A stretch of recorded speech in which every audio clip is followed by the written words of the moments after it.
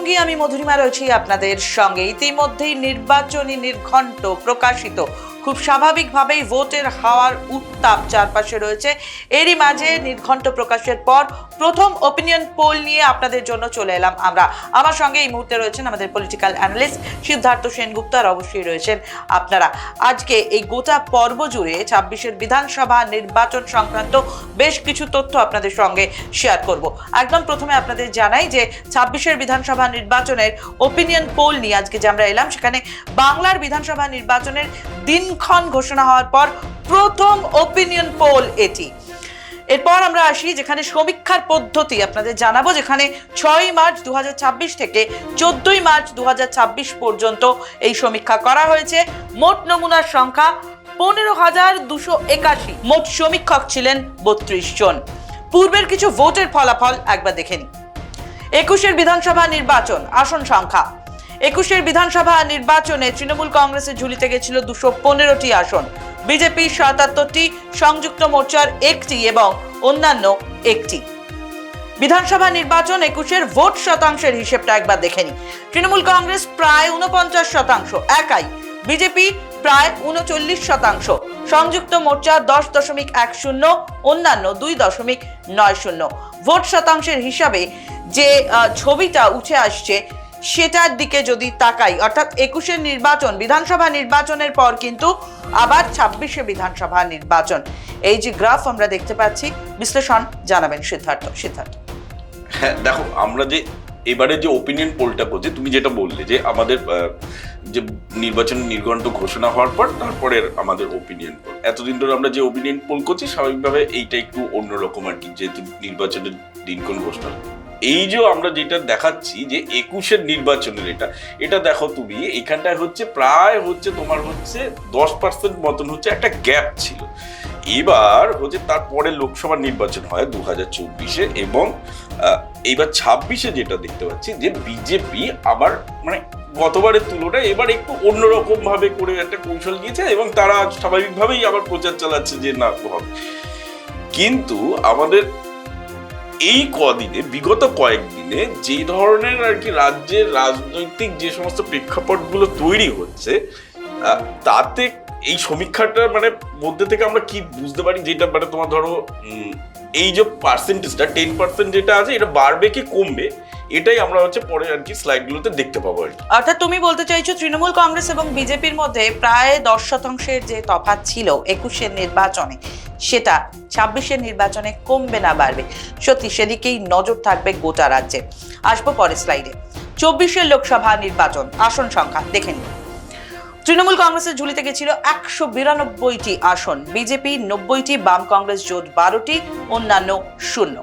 এবার আসবো ভোট শতাংশের হিসেবে ২৪-এর লোকসভা নির্বাচনে বিধানসভাবারই ফলাফল। সেখানে তৃণমূল কংগ্রেস প্রায় ৪৬%, বিজেপি প্রায় ৩৯%, বাম কংগ্রেস জোট ১০.৮২%, অন্যান্য প্রায় ৫%। এই ভোট শতাংশের যে হিসেব দেখছি, লোকসভা নির্বাচন ছিল, সেটা বিধানসভা নয়। এটার বিশ্লেষণ কি? দেখো, এটা তো এই জায়গাটা তুমি দেখো যদি যে পার্সেন্টেজ হচ্ছে দুটো দলের মধ্যে 10%-এর থেকে আরো কম। তার কারণ হচ্ছে এটা হচ্ছে লোকসভার নির্বাচন।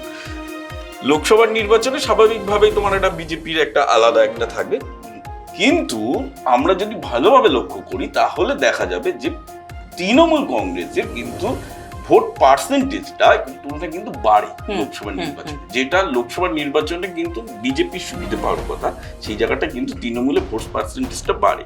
ফলে মজার ব্যাপার হচ্ছে ২৬-এর আগের এই লোকসভা নির্বাচনে যে তৃণমূলের একটা ভোট পার্সেন্টেজ লোকসভাতে বাড়ে, তার কিন্তু একটা এফেক্ট কিন্তু ২৬-এ পড়তে পারে। এই যে প্রথমেই বললাম যে হচ্ছে এইবার আর শুধু এই স্ট্যাটিস্টিক্স দিয়ে হচ্ছে না, এবার অনেকগুলো কৌশল নিয়ে চলছে আর কি বিভিন্ন রাজনৈতিক দল, সেইগুলো আর কি মানুষের মধ্যেও কিরকম একটা ইম্প্যাক্ট তৈরি করছে, সেইগুলোর একটা গুরুত্বপূর্ণ প্রভাব আর কি হয়তো এই সমীক্ষাতে আমরা বুঝতে পারবো পরবর্তী স্লাইডগুলো থেকে।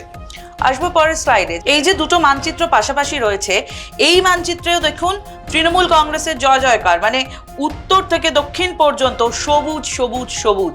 হ্যাঁ, বিজেপির কিছু জায়গা রয়েছে, জিজেএম রয়েছে একদম উত্তর দিকে, আইএসএফ এর একটা জায়গা রয়েছে।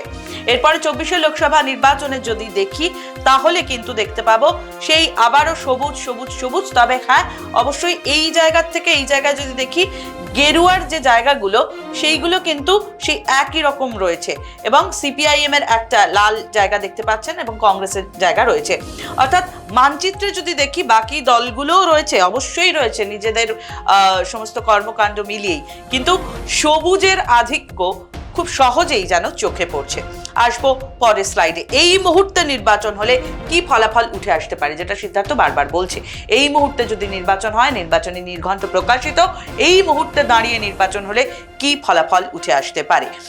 তৃণমূল কংগ্রেস, বিজেপি, বামফ্রন্ট, কংগ্রেস, অন্যান্য জানি না। আসুন দেখে নিই।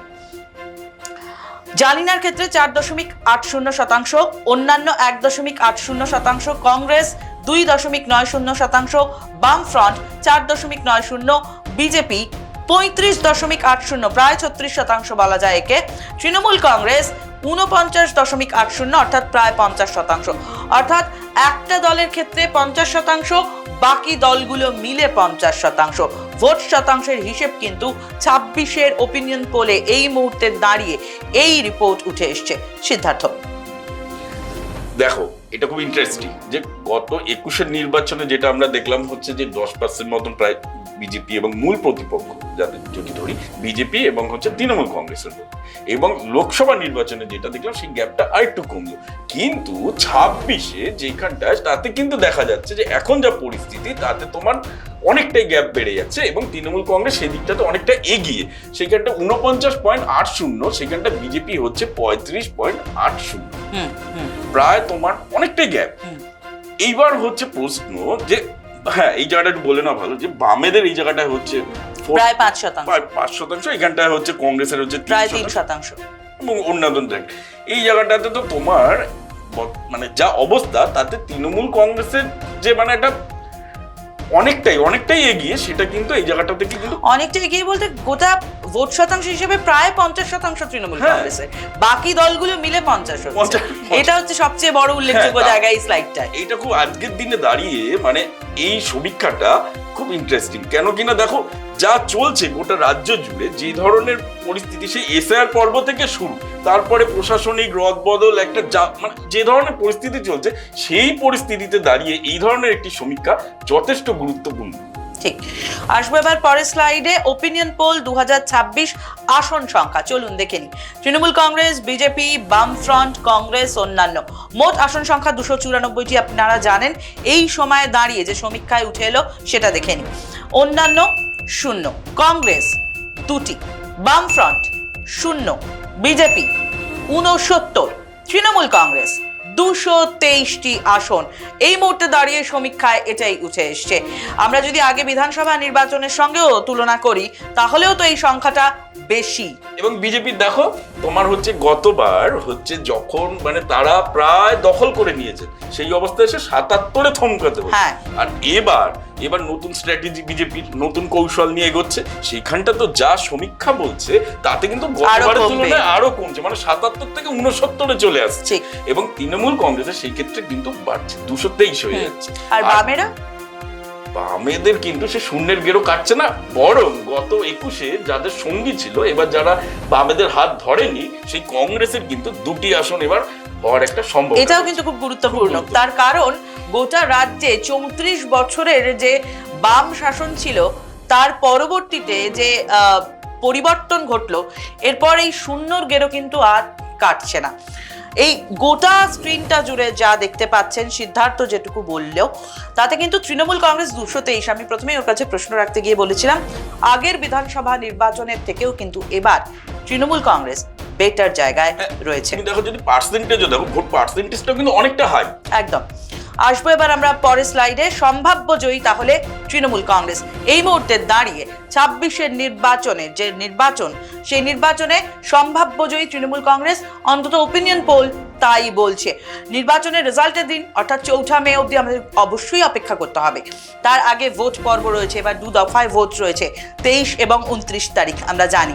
কিন্তু তার আগে এই ওপিনিয়ন পোল আপনাদের সঙ্গে আমরা শেয়ার করে নিলাম। সম্ভাব্য জয়ী তৃণমূল কংগ্রেস।